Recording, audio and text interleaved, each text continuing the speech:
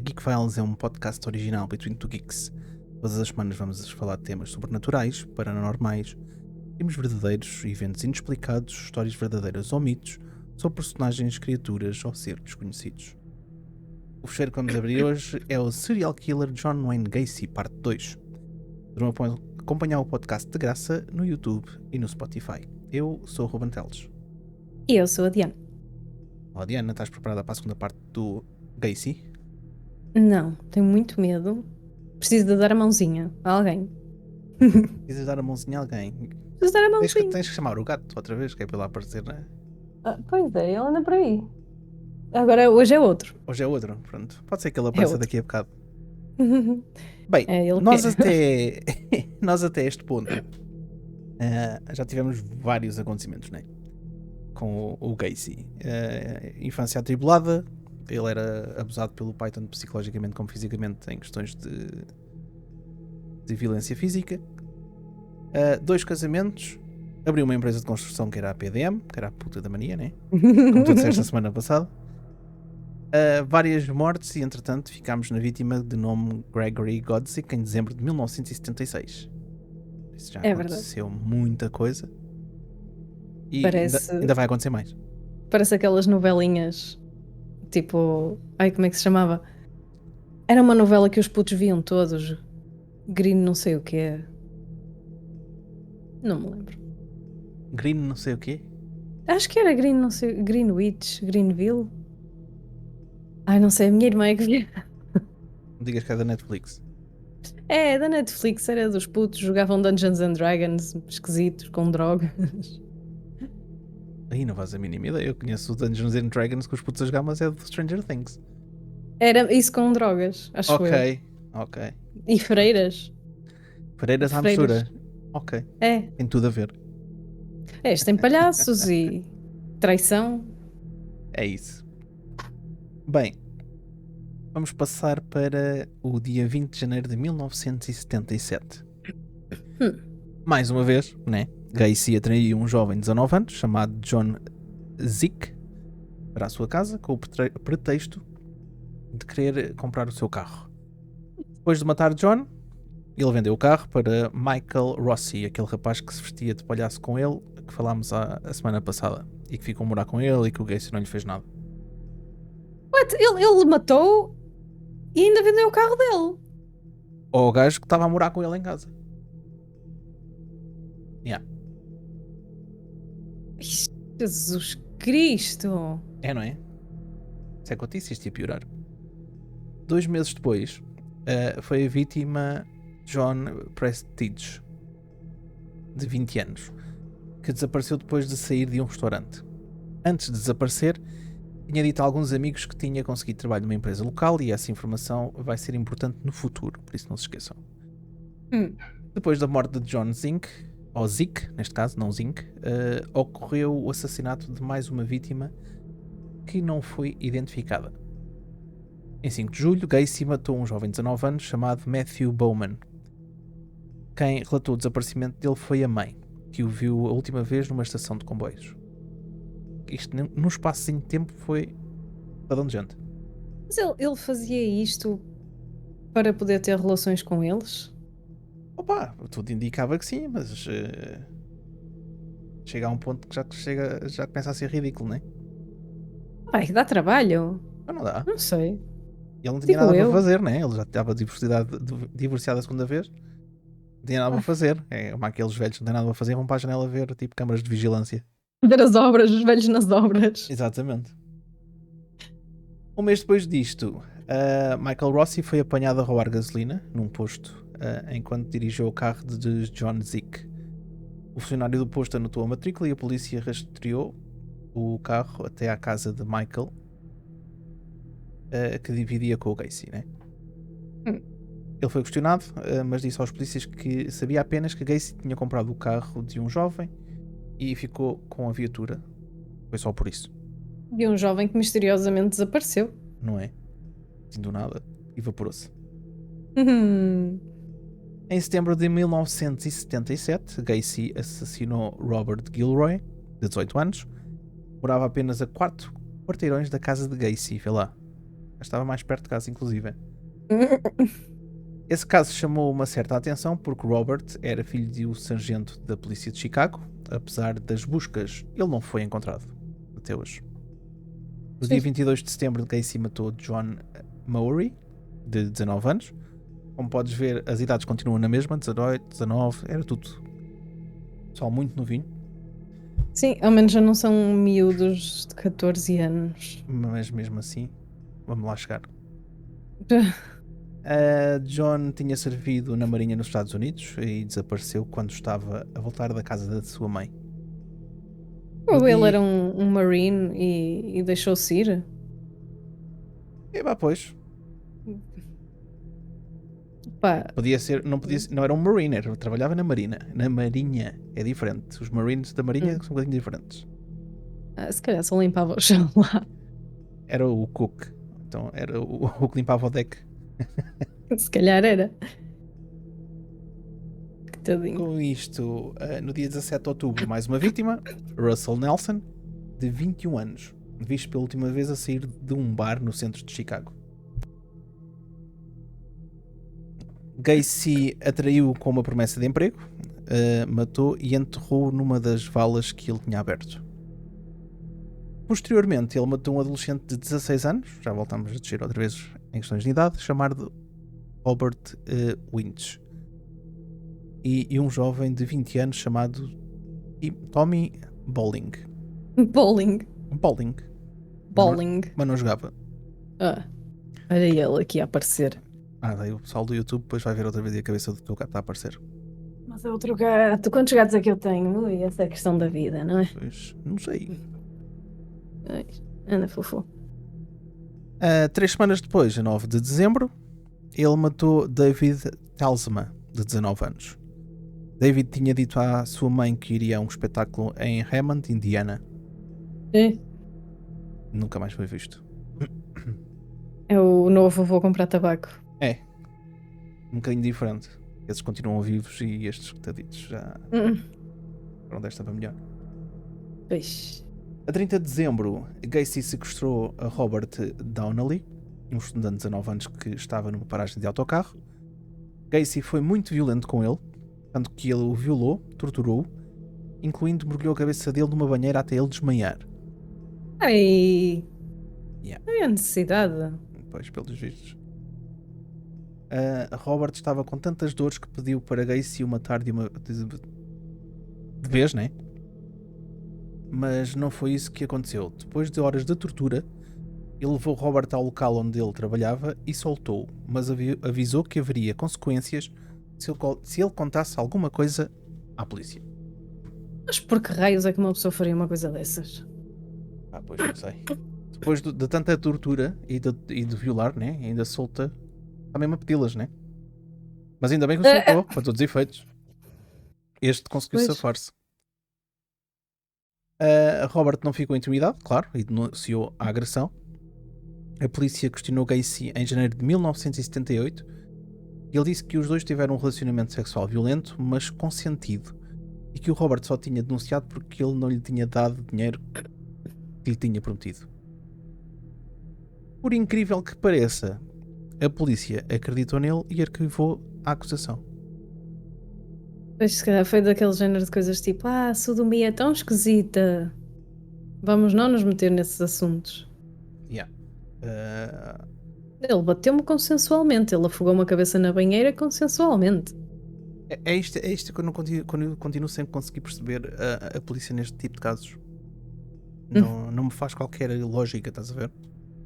Pois. Claro que novamente livre, Gacy matou novamente, desta vez William Kindred, de 19 anos, um mês depois. William desapareceu depois de dizer para a noiva que iria a um bar. Em 21 de março... Diz, desculpa. Comprar tabaco. Eu só ia ver umas bejecas e já volto, mas depois também ficou por ali. Foi. Em 21 de março, Gacy atraiu Jeffrey Rignall, de 26 anos, para o seu carro e fê-lo desmaiar com cloroforme. Levou Jeffrey para casa, amarrou-o numa espécie de pelourinho, ou uma coluna de pedra que ficava no teto, violou-o, torturou-o de diversas formas. Quando o rapaz ficou novamente inconsciente, ele levou até a Lincoln Park e deixou-o lá. Jeffrey acordou e conseguiu ir até ao apartamento da namorada e eles ligaram para a polícia. A polícia... Yeah. A polícia não conseguiu fazer muita coisa logo de caras porque Jeffrey não se lembrava de muita coisa daquela noite, mas deu uma pista importante. Ele reconheceu o carro de Gacy, que era um Oldsmobile preto, além de se lembrar de algumas ruas próximas do local que foi levado. Será que ele começou a ficar preguiçoso em relação aos assassinatos que fazia? Epá, não sei. Ele começou... Eu neste ponto ele começa-se a desleixar, né? Pelo menos aparentemente está-se a desleixar um bocadinho. Se calhar ele ficou demasiado confiante, do género, nunca fui apanhado, portanto, se eu lhes disser, olha, não digas nada, posso-me poupar ao trabalho de ter de abrir mais um buraco. Ou se calhar então, ele estava a ficar sem espaço. É isso que eu ia dizer, se calhar estava a ficar sem espaço para meter tanto corpo, né? Pois, quanto tempo é que um corpo demora a decompor? Se calhar era uma zona árida. Não faço a mínima ideia, porque além do corpo decompor ainda tens depois os ossos que ficam lá. Pois, e ele estava a matar com tanta frequência. Né? Exatamente. Jeffrey e mais 2 amigos foram andando pelas ruas, que ele se lembrava na tentativa de encontrar alguma pista, até que eles viram o carro de Gacy e seguiram até à casa dele, que ficava na West Summerdale. Eles informaram a polícia, que foi até ao local e prendeu Gacy no dia 15 de julho. Ele foi julgado por agressão, mas depois foi solto. Os gajos, com tanta porcaria que fazem, tem uma sorte do graças, é sempre solto. É. Não entendo porque é que a polícia faz cenas desse género, mas pronto. Lembras-te daquilo que a gente ainda há bocado falámos? Gacy tinha matado tanta gente que não tinha mais espaço para colocar os corpos na sua casa. Ai meu Deus. Então ele optou por se livrar de algumas vítimas atirando-as de uma ponte no rio Des Plaines. Ok, deixa-me intervir. Ele podia ter aberto uma empresa, outra empresa de biocombustível ou qualquer coisa, sei lá. Tipo, estrume, qualquer coisa. Tipo, bro, tens aí tanto biomaterial e vais atirar da ponte. Estou para ver como é que isso vai correr. Opa, eu acho que isto já começa a ser cenas um bocado desesperadas, digo eu, não sei. Ele foi apanhado já tantas vezes, conseguiu fugir tantas vezes, se calhar chega a um ponto que uma pessoa fica maluquinha. Será que é da próxima que eu fico lá dentro? Pois, se calhar é isso. Pá, sinceramente não sei mesmo. Ele disse que atirou 5 corpos no rio, mas apenas foram 3 encontrados, que foi o Timothy O'Rourke, de 20 anos, Frank Landinghi, de 19 anos, assim é que é, James Mazara, de 20 anos. Foram estes 3. Frank e o James eram trabalhadores da PDM. Azai, claramente a falhar. Como é que a Azai vai fazer numa empresa de construção? Vai ver se o cimento está dentro da data?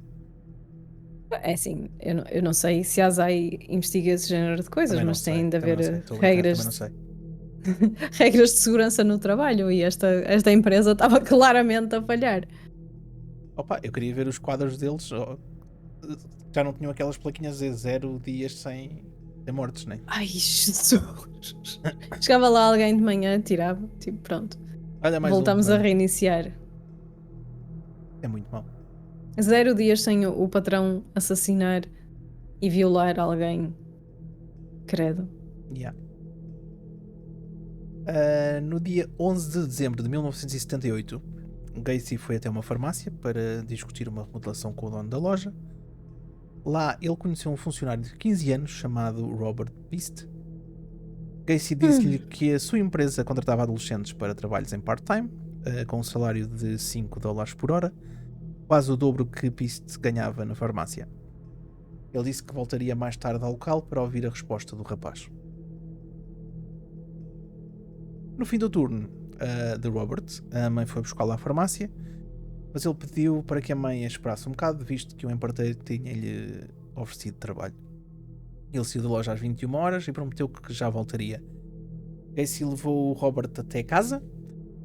No meio da conversa sobre o emprego, Gacy perguntou para Robert se tem algo perguntou o seguinte: tem algo que você não faria pelo preço certo? E o adolescente respondeu que não. E ele não se importava de ter trabalho pesado. Ele claramente a virar o Fernando Mendes. Yeah. E ia virar um bocado o bico ao prego, né? Aquela conversa mesmo com triplos sentidos, quádruplos, whatever.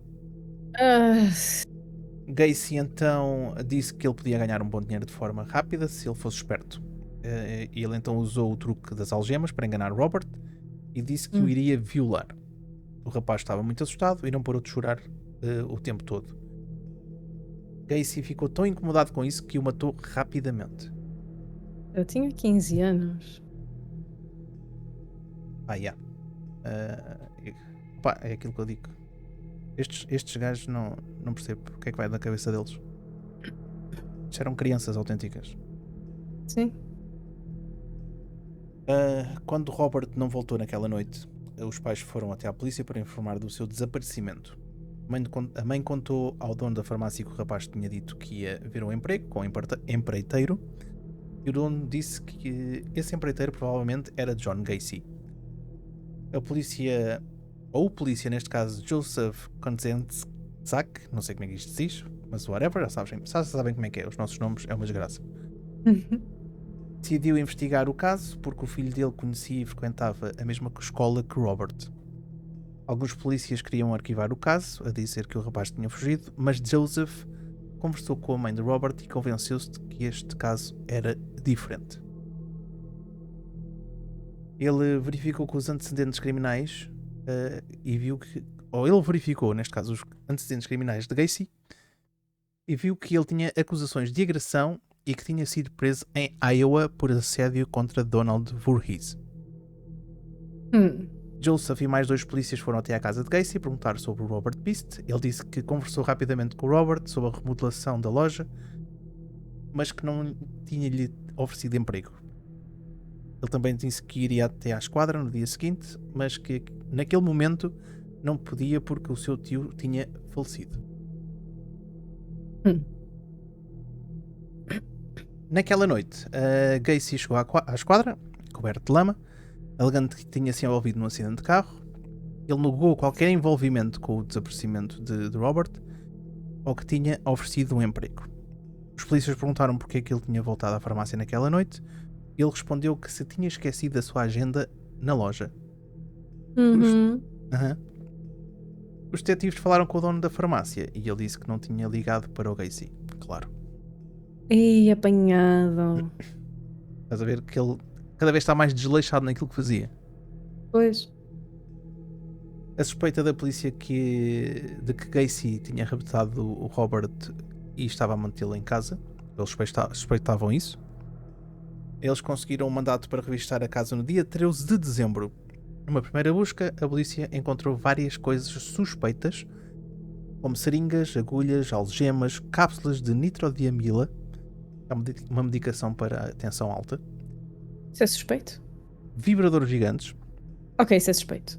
Remédios como Valium e atropina, várias carteiras de motorista e roupas pequenas demais para o Gacy, que era um homem grande. Só que está no YouTube, consegue ver algumas fotos dele.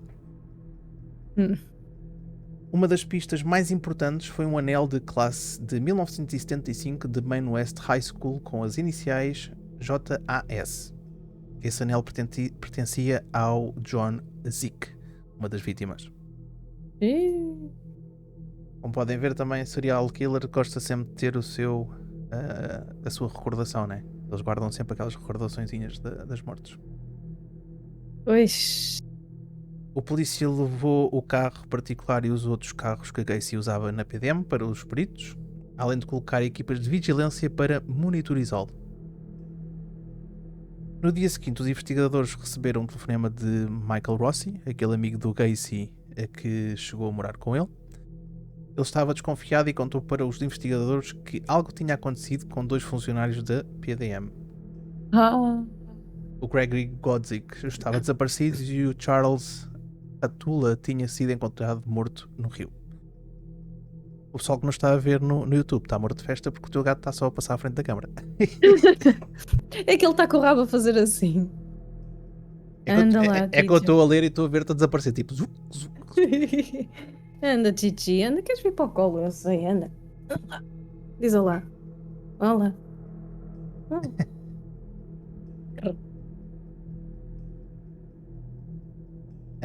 E eu, entretanto, perdi-me. Perdão. Já sei onde é que eu estou. Os investigadores entrevistaram o Jeffrey Rignall, que contou tudo de novo, o que ele tinha passado com Gacy naquela noite, do sequestro, da violação e da tortura, até que de ser deixado no parque. Eles também conversaram com a ex-esposa de Gacy, a Carol, que contou sobre o desaparecimento de John Bukovich, aquele jovem que foi até à casa deles cobrar o pagamento, que a gente falámos a semana passada. Gacy sabia que estava em apuros e começou a tentar negociar com os detetives. Ele sempre respondia tudo quando era chamado. Convidava-os para almoçar ou para irem a bares caros, contando sobre o seu trabalho voluntário de palhaço e como a sua empresa ajudava jovens a conseguir o primeiro emprego. Claro que sim. Isto está complicado com a tosse. O pessoal não ouve porque eu estou a desligar o microfone, mas está difícil. Ele gostava muito de dar às pessoas as suas primeiras vezes, sua first time experience. Primeira vez a trabalhar. A primeira vez em tudo. Primeira vez a utilizar um vibrador gigante que ele tinha de lá em casa. Isso deixa uma imagem muito má na cabeça das pessoas, Diana. Verdade.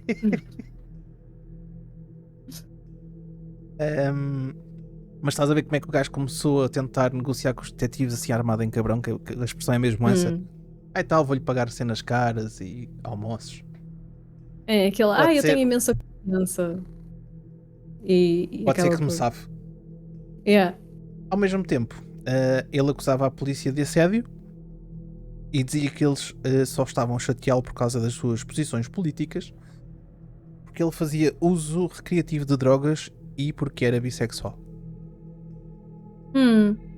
É aquela coisa, pela frente dá palmadinha nas costas, por trás estava sempre a cortar na casaca.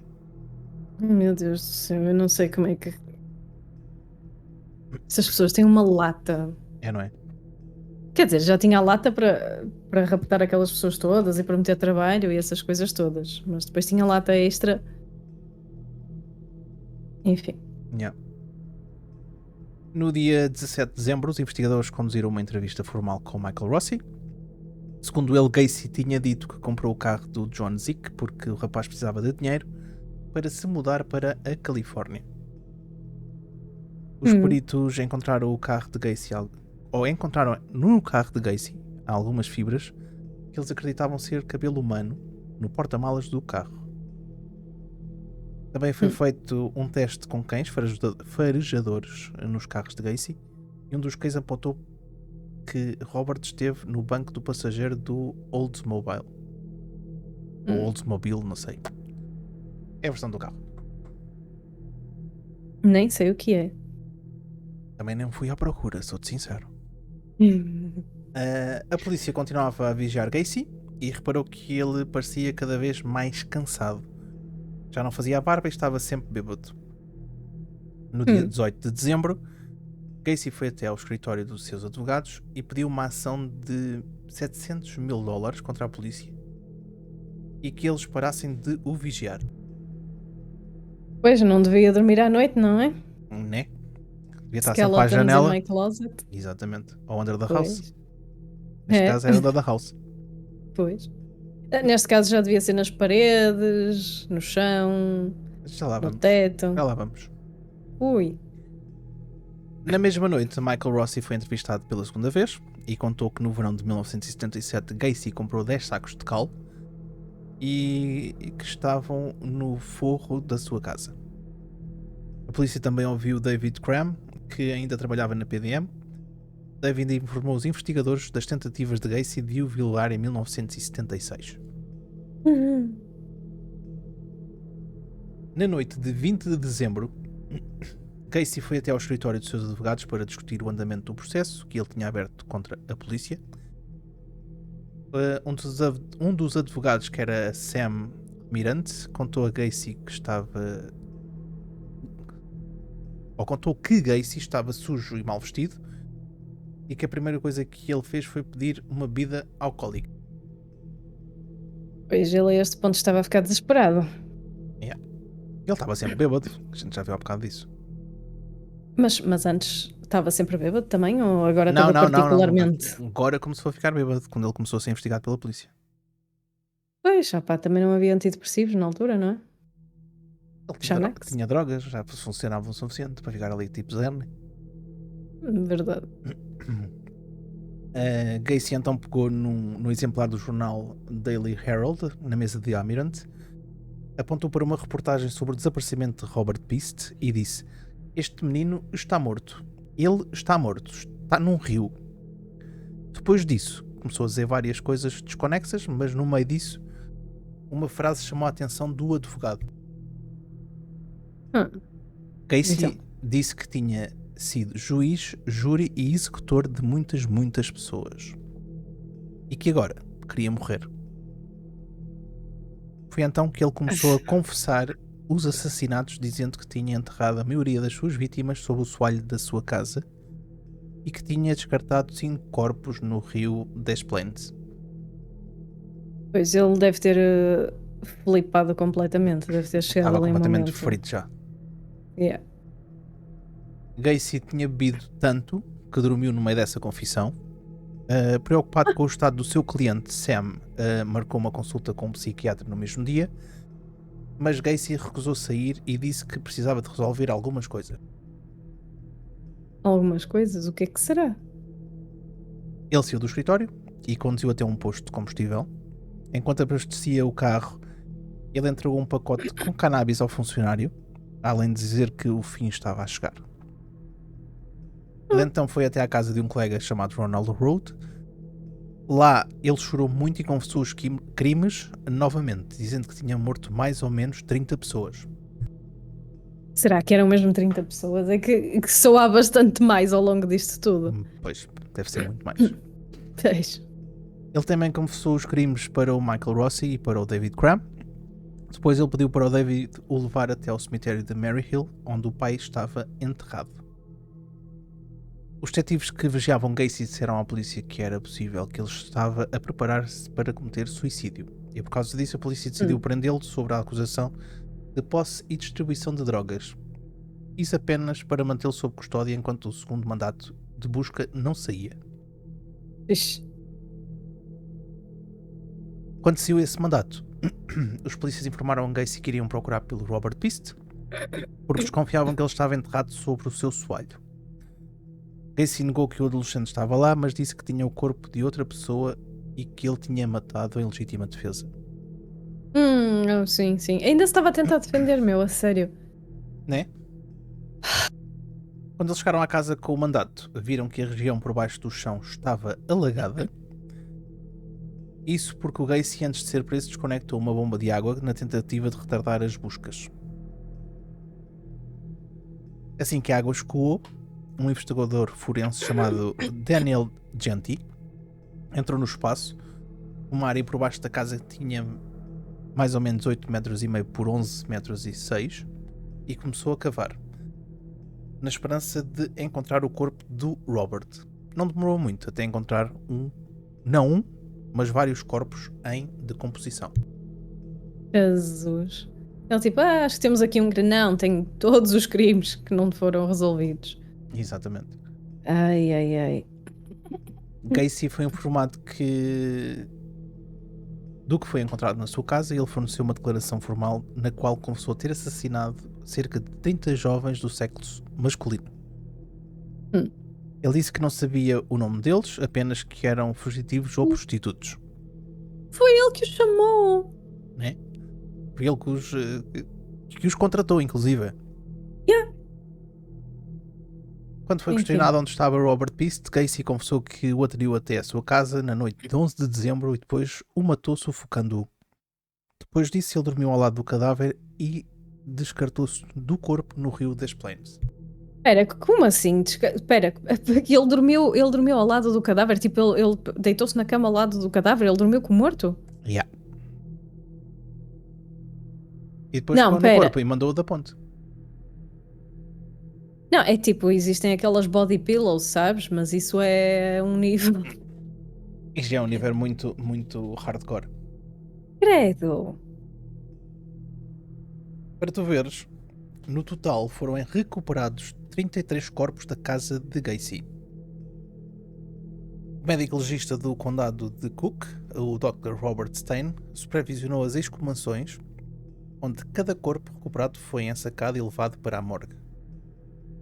Os corpos estavam tão decompostos que nenhum deles pôde ser determinada a sua causa da morte. Mas uma mordaça e torniquetes encontrados nas vítimas levou os investigadores a concluir que eles provavelmente tinham sido asfixiados ou estrangulados. Pois, e bem, não é?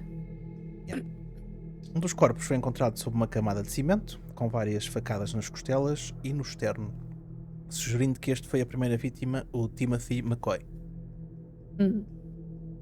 Alguns dos corpos também tinham sacos de plástico em volta do crânio, cordas no pescoço e objetos na região pélvica, o que significava que eles tinham sido violados antes de morrer. 23 vítimas foram identificadas por meio de registros odontológicos. Isto é difícil. Odontológicos. Ia com caraças. Eu devia ter dito logo registros dentários, era muito mais fácil. Mas eu quis complicar. Sim, quiseste dizer a palavra. Exatamente. E 2 com cópias de raio-x por traumas esqueléticos anteriores.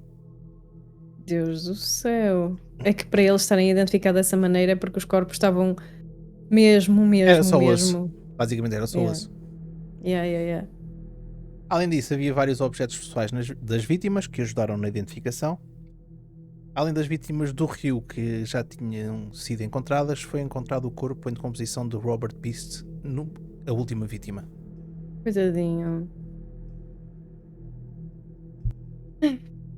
Enfim. John Gacy foi levado a julgamento no dia 6 de fevereiro de 1980, acusado de 33 assassinatos. Ele foi julgado no condado de Cook, Illinois, perante o juiz Louis Garipu. O júri foi selecionado de outros locais por causa da cobertura extensa da imprensa. A pedido de seu advogado de defesa, Gacy passou mais de 300 horas no Menard Correctional Center, sendo avaliado por um grupo de psiquiatras para determinar se ele era mentalmente apto para ser julgado. Não, quer dizer, tinha uma empresa de construção a fazer tipo 30 milhões por ano, mas, coitadinho, não tinha capacidade de ser julgado. É tipo aquele que está com Alzheimer. Ai, coitado, tem Alzheimer, não se lembra das coisas. É. Não dá para ser julgado. Mas depois faz a merda que faz. Para os médicos, Gacy disse que tinha transtorno de múltipla personalidade e que tinha 4 personalidades nele, que eram o empreiteiro trabalhador, o palhaço divertido, o político neste caso, e um polícia chamado Jack Hanley. Ele se referia como Bad Jack. Segundo ele, era Jack que cometia os crimes porque odiava homossexuais e considerava aqueles prostitutos uma escória. Eram crianças que ele ia à escola buscar. E às paragens de autocarro e whatever. Ai, meu Deus do céu. Essa tese das personalidades foi o que a defesa usou para alegar insanidade por parte de Gacy e que foi corroborada por 3 especialistas no julgamento que o diagnosticaram com esquizofrenia paranoide e múltiplas personalidades. Os promotores, ao contrário, chamavam diversas testemunhas que falavam sobre a premeditação das ações de Gacy e os esforços dele para esconder os corpos, inclusive alguns médicos que refutaram a tese das múltiplas personalidades. Pois, isso é uma coisa bastante controversa, porque há quem diga que existem, há quem diga que isso não é uma condição real. E acho que ainda hoje não há grande consenso sobre esse assunto. Pá, é aquele cérebro que fritou e o resto da conversa. Olha, o meu cliente tem o cérebro frito e é esse o diagnóstico. Exatamente. Demolhado em óleo full a 320 graus. E acho que era pouco.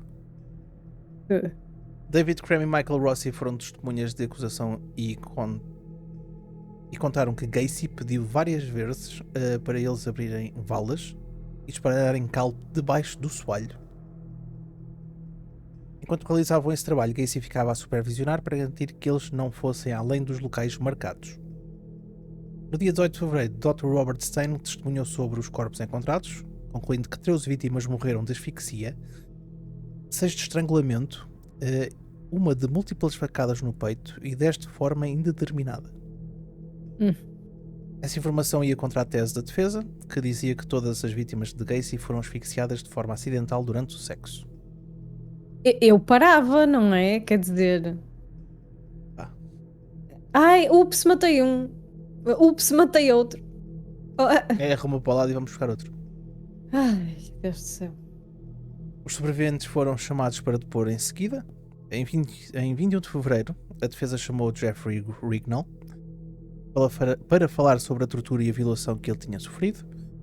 Ele chorou muito durante todo o seu depoimento e disse que acreditava que aquele homem era incapaz de se controlar. Ele chegou a vomitar quando foi perguntado sobre as torturas que sofreu e foi dispensado de dar mais depoimentos. Credo, coitado.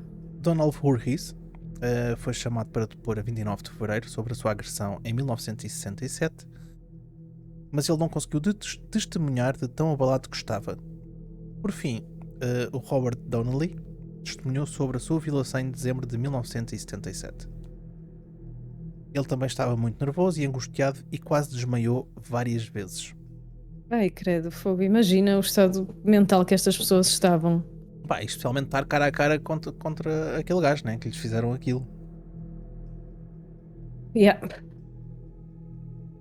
Durante a quinta semana do julgamento, John Gacy escreveu uma carta ao juiz Louis Garippo, solicitando a anulação do julgamento por causa de conflitos com os seus advogados. Ele disse que não concordava com a insanidade, que seus advogados não o deixavam testemunhar e que eles não tinham chamado médicos suficientes. O juiz informou a Gacy de que não foi negado.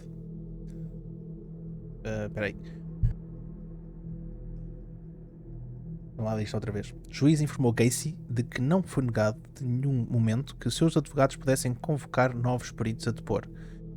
E que ele era livre para depor também. Em 11 de março começaram as alegações finais da promotoria e da defesa. A acusação representada pelo promotor Terry Sullivan focou os crimes hediondos que Gacy tinha cometido e dos esforços dele para fugir da polícia.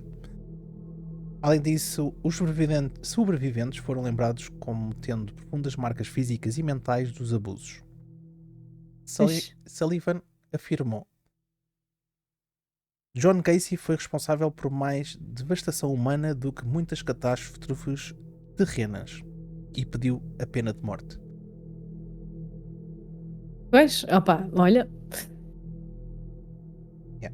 Eu não sou muito a favor da pena de morte, mas... Há pessoas que merecem, desculpa lá. Estas merecem. Este merece, este gajo. E sofrer um bocadinho antes de morrer. Não é só, tal, liga-se o botão e ele... Pois, não, tem que sofrer um bocadinho. O quê? Tal? Vais para a cadeira elétrica, mas antes tal. Sei lá. Mas que devia lhe acontecer alguma coisa, devia. O advogado de defesa, por sua vez, Sam Amarant, disse que os depoimentos dos médicos da acusação estavam incorretos e acusou Sullivan de não se referir às provas apresentadas ao longo do julgamento, convicto de que Gacy era culpado e a fim de despertar ódio contra o seu cliente. Para ele, Gacy era homem movido por compulsões que ele era incapaz de controlar. Coitadinho. Alegando que os depoimentos de Jeffrey Rignall e de um ex-sócio de Gacy corroboraram com as alegações de insanidade. Para ele, Gacy era um perigo para si mesmo e para os outros, e que estudar a sua psicologia e comportamento era mais benéfico do que a sua morte. É aquela velha história. O juiz deliberou em menos de 2 horas e considerou Gacy culpado de 33 acusações de assassinato, para além de agressão sexual e comportamento indecentes com Robert Piste. A sentença foi a pena de morte e a execução, desculpem. Está mal complicado hoje. É carnaval, ninguém leva a mal. A execução foi marcada para 2 de junho de 1980. Isto terá sido quantos anos depois? É que eu sei que demora muito tempo, eles ficam muitos anos na coisa, no corredor da morte. Corredor da morte, vamos ver. É assim que se chama. Gacy foi transferido para o Menard Correctional Center, novamente. Lá ele afirmou que tinha cometido apenas 5 assassinatos e o restante foi cometido por seus funcionários enquanto ele não estava em casa. Enquanto estava preso, ele leu vários livros de direito e apresentou várias apelações da pena e recursos juntamente com os seus advogados. Embora nenhum tenha sido aceito, os trâmites legais atrasaram a execução em 14 anos. A data foi marcada quando a Suprema Corte dos Estados Unidos negou o recurso final de Gacy e a Suprema Corte de Illinois marcou a execução para o dia 10 de maio de 1994. E estás a ver? Pois. De 1980 para 1994. Pois, eles demoram sempre imenso tempo, estas coisas. E, especialmente com estes recursos todos que ele meteu, mesmo para adiar a morte. Claro, não. No dia 9 de maio de 1994, John Gacy foi transferido do Correctional Center para Stateville em Crest Hill para ser executado. Para a sua última refeição, ele escolheu batatas fritas, um balde de frango do KFC, camarões fritos, morangos frescos e uma Coca-Cola Diet. Que era para morangos frescos? Para não fazer mal, né? Com tantos fritos tinha que ser uma Coca-Cola Diet. Era para não ganhar peso, para ir assim... Mais levezinho. Gato. Cadeira elétrica, mas gato na cadeira elétrica. Por acaso não foi cadeira elétrica. Tanto então, que ele foi morto por injeção letal naquela noite. Mais de 1000 pessoas reuniram-se do lado de fora do centro correcional, a grande maioria a favor da execução. De acordo com os relatórios publicados, Gacy era um psicopata que não expressou nenhum remorso por os seus crimes. Antes de morrer, ele disse para os seus advogados que a sua execução não compensaria a perda de outros e que o Estado estava a assassiná-lo. Não mentiu. Mas... Queres saber quais é que foram as últimas palavras dele? Antes da injeção? Sim. Foram 3 palavras. Peço desculpa. Kiss my ass. Ai, Deus do céu. Depois que a sua morte foi confirmada, o cérebro foi removido para o estudo e está na posse de Ellen Morrison, uma das testemunhas de defesa que entrevistou Gacy e outros assassinos em série. Ela acredita que era possível isolar traços de personalidade comuns em sociopatas violentos. Será? Tenho de ler sobre essa pessoa. Não sei. Em outubro de 2011, Thomas Dart, o xerife do condado de Cook, anunciou que as investigações sobre as vítimas não identificadas do John Gacy seriam retomadas. Eles obtiveram perfis de ADN de cada uma das vítimas não identificadas e começaram a tentar identificá-las com amostras de ADN de indivíduos que desapareceram entre 1970 e 1979. Ainda bem que a tecnologia evoluiu, ainda se foi resolvendo mais alguma coisinha, então. Exatamente. Tanto que em novembro de 2011, assim é que é, uma das vítimas foi identificada como William Bundy. A família dele até tentou indicar como um dos corpos na época, mas o dentista que atendia William já não tinha os registros dentários. Sei que ele não foi identificado. Em julho de 2017 foi identificado mais uma vítima, James Hankison, de 16 anos. A vítima mais recente a ser identificada foi Francis Wayne Alexander, de 21 anos, em outubro de 2021. Credo! Eles ainda estão a identificar. Né? Porquê que demorou tanto tempo a identificarem?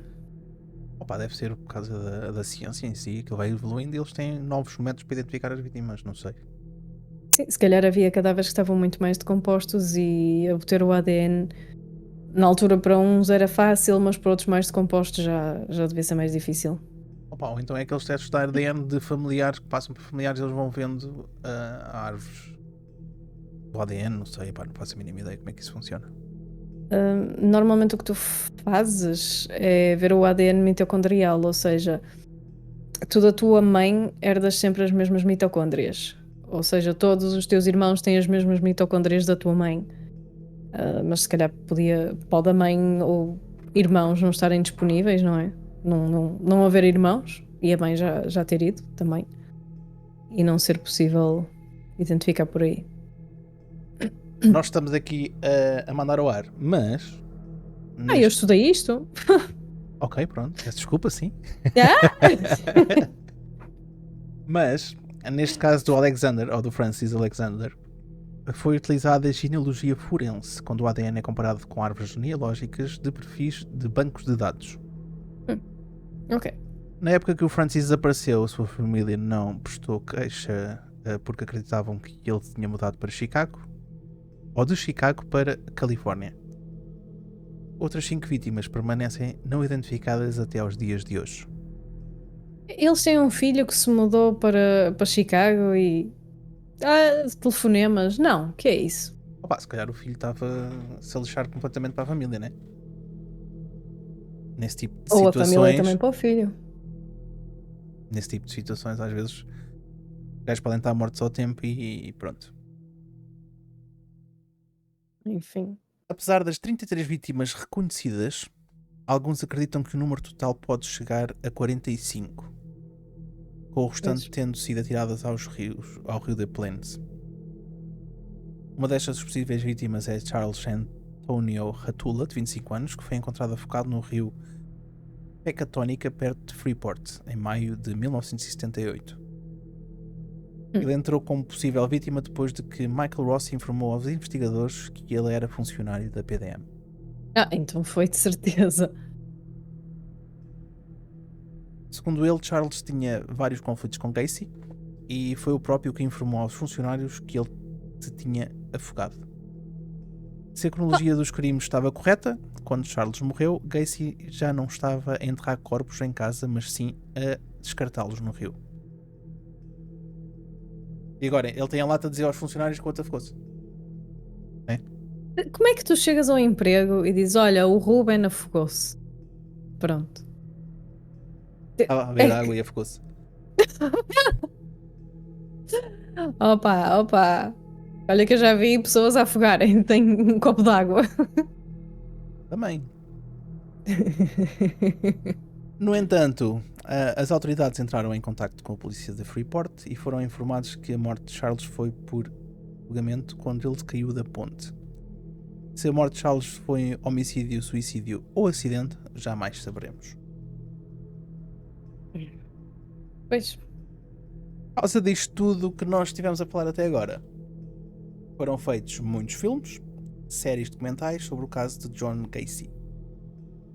Os dois mais conhecidos e, segundo o que dizem, valem a pena, são... O primeiro é a minissérie To Catch a Killer, de 1972, que mostra a investigação do caso após o desaparecimento de Robert Beast. Contavam com alguns atores bem famosos como Brian Dennehy e Margot Kinder. Não conheço nenhum nem outro. Outro filme interessante é Dear Mr. Gacy, lançado em 2010 com William Forsythe e James Moss. Ou Jesse Moss, desculpem. O filme é baseado no livro que o nome The Last Victim, escrito pelo autor John Moss, que tem quase o mesmo nome do ator que o interpretou. Jason trocou a correspondência não só com John Wayne Gacy, mas também com Richard Ramirez, Henry Lee Lucas, Jeffrey Dahmer e o Charles Manson, e escreveu um livro sobre essas cartas. É lá, ele tinha assim uns hobbies deste. Este Jason Young gostava mesmo do serial killers. Estou a ver que sim. Talvez um dos maiores legados de John Gacy, que John Gacy deixou, neste caso, foi o estereótipo do palhaço assassino. Mesmo ele supostamente não ter morto ninguém vestido de palhaço. Ele era palhaço, no geral. Exato. Mas ele acabou mesmo por ganhar esse apelido. A imagem de um ser que, ao invés de levar a alegria, comete assassinos é tão macabra que inspirou 2 dos mais assustadores palhaços da ficção. Sabes quais são? Pennywise, claro. Exato. O vilão de It, a Coisa, do livro do... Como é que ele se chama? Stephen King. Exatamente, Stephen King. E depois temos o palhaço Twisty da temporada 4 de American Horror Story. Por acaso acho que não vi esta temporada em específico. Eu por acaso vi e o palhaço é creepy. É? Nice. Supostamente deve aparecer ali um vídeo qualquer ou uma imagem qualquer no YouTube. Este é a season do circo, não é? Salvo erro, sim. Salvo erro, sim. Ok. E tu? Tens medo de palhaços? Pá, não. Não consigo. É muito estúpido. De palhaços. Mesmo tendo estes gajos assim psychos? Este género de pessoas não me dão medo. Este género de pessoas irritam-me de uma maneira muito profunda. Apetece-me tipo, opá, um par de estalos, estás a perceber? Chega a um ponto em que estou cansada da vida, sabes? Eu é pegar neles e mandar-lhes com um taco de beisebol nas rótulas dos joelhos para ver se eles... Eu gosto dessa abordagem. Para mim é mais assim. E vocês estão aí desse lado, que vocês têm medo de palhaços. Se sim ou não, digam nos comentários se quiserem. Se não quiserem, também estão à vontade. Nós voltamos para a semana com um novo episódio, com um novo tema. E até lá já sabem, pessoal. Não. Isto não se revela assim, de qualquer das maneiras. The Mysterious. Sei. Pronto. Ninguém ouviu. Mas já há muito backlog, atenção. Já temos muita tralha para a gente fazer. Por acaso temos. Está a andar bem. Já sabem, pessoal, até lá. Cuidado com o que vos observa na escuridão. Então cuidado com palhaços que vos encontram no meio da rua e levam-nos para casa. A prometer trabalho. Exatamente. Na puta da mania. Tchau, people. Até para a semana. Portem-se bem. Tchau. Até para a semana, pessoal.